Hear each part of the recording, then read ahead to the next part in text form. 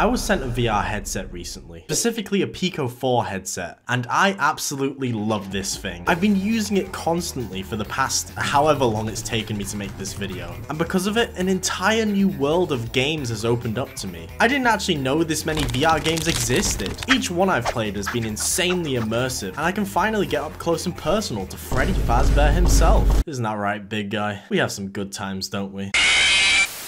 When it comes to technology around games, the company Valve is always there to innovate, and before they created the amazing Steam Deck, which I highly recommend getting if you don't already have one, they created a VR headset called the Valve Index, which from what I've seen is still ahead of the game in terms of technology. It's got incredible widescreen support with the headset and so many amazing options for your comfort. Oh, and the controllers. Man, the controllers. These things track each one of your fingers. Not only that, but it can track how tightly you're gripping the controller, allowing you to crush shit in your hands. It is awesome. Okay, this intro has been going on for a while now. I really need to get to the point. What else did I write? I talk about how the headset costs as much as a kidney. Oh yeah, they made a Half-Life game for it. That Half-Life game they announced was called Half Life Alyx, and it came out to critical acclaim, but no one could really experience it. That is until now. I bought it during the 25th anniversary sale, happy birthday Gordon Freeman, and put my headset on and finally experienced Half Life Alyx for the first time.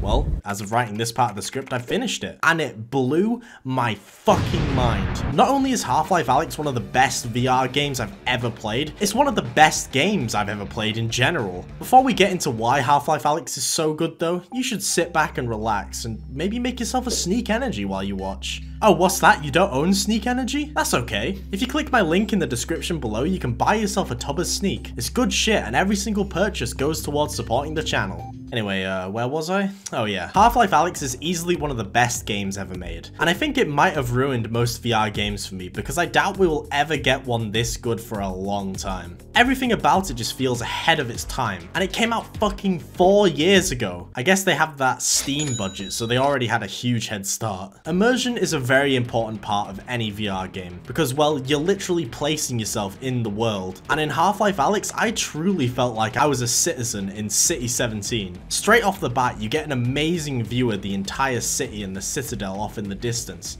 and just instantly you feel immersed. It's good shit. Not to mention the interactivity within the world. You can fuck around and pick up absolutely everything, and your hands actually react to shit like walls and gates with a little vibration that comes through the controller whenever you place your hand on something. Whenever I'm waiting for something in the game, I just keep prodding my hand with my pistol. It feels nice on the controller. You can pick up and interact with almost anything and everything you can see around the environment, which includes markers. One of the first things they show is a window with sketches on it, with a selection of markers and a rubber just below it. And yes, you can draw shit. This isn't just set dressing. It feels realistic too. We haven't had marker mechanics this amazing since Duke Nukem Forever. I'm not even joking. That's genius! I never thought I'd be comparing these two games. There's also this one bit not too long into the first chapter where you have a Combine soldier aiming his gun at you, and the whole time I was just trying to grab it like this.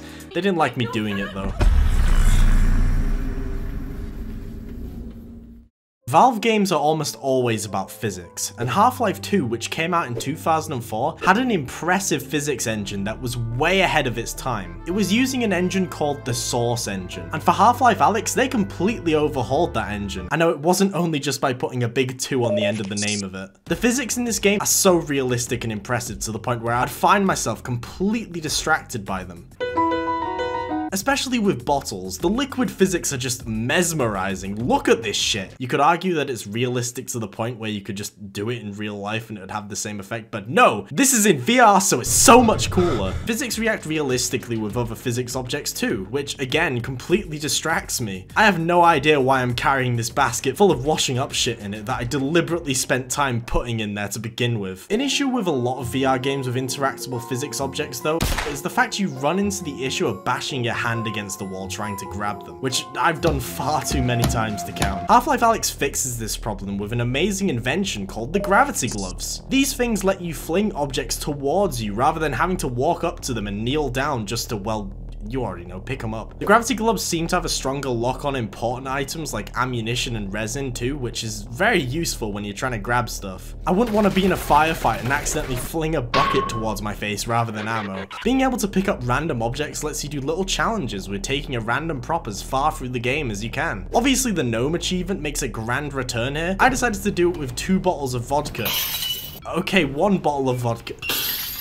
Why do bad things happen to me? Like I said earlier, immersion is important for a VR game, and Half Life Alyx excels in it regarding the physics, and just feeling like you're actually in the fucked up Half-Life universe. Visually though, this game's an absolute stunner. There isn't much competition considering the fact most VR games look like dog shit visually, but Valve really went above and beyond with the graphics of Half Life Alyx. I could literally just sit somewhere in the game and just stare at my surroundings for hours. The enemies look horrifically disgusting too. Your first introduction to the zombie enemies is just a corpse laying on the ground, and holy shit, I don't think I can even show this on YouTube. These things need a wash or some shit, they're revolting. Speaking of revolting, fighting headcrabs in VR is so scary. I don't think I can put into words how much I clench my ass whenever I see one flying towards my face. Again, footage just doesn't do this justice. The first encounter I had with them, I didn't even have the balls to just shoot the little fucker. I picked up a chair as protection, and it was surprisingly effective. I think the worst enemy is the poison headcrabs. If you have arachnophobia, I'm gonna give you a warning now and a timestamp, because I'm about to put an image of one of these spindly fellas on the screen and talk about them. Okay, you all ready?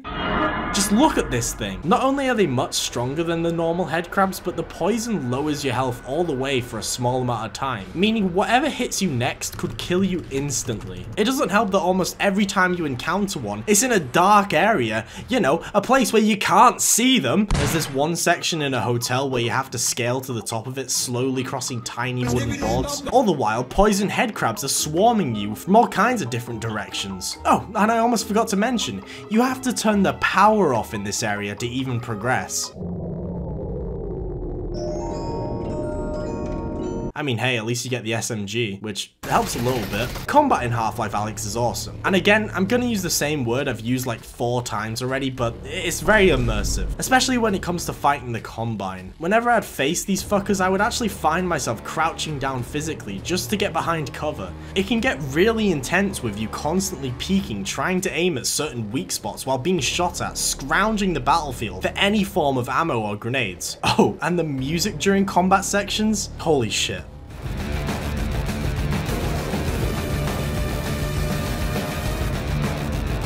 Don't mind me just dancing in the middle of the train tracks right now. Then there's the contrast, fighting the zombies and headcrabs, where the pacing for the combat slows down a lot, basically turning Half Life Alyx into a survival horror game. You only ever really fight these fuckers in dark, dingy areas underground. And when I say dark, I mean pitch black. You can't see anything. There's always some sort of incredibly tense section relating to these enemies, like when you get the shotgun for the first time. You need to lift up a body with a crank and keep it in place with a pipe, which sounds easy enough, but it's not when there are walls all around you being broken down by zombies ready to eat you. Fuck, I let go! There was another section where there was a tunnel filled with red barrels, and if you played a game at all in your entire life, you know not to shoot these things when you're near them because, well... During this section, the developers thought it'd be really funny to fill the area with zombies. Thanks, Gabe.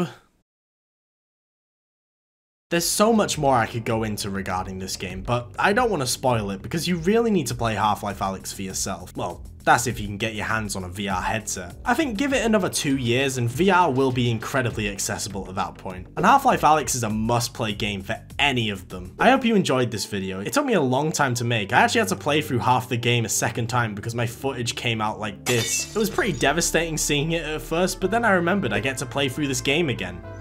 Also, there's Steam Workshop support, so you can go into Five Nights at Freddy's, oh yeah!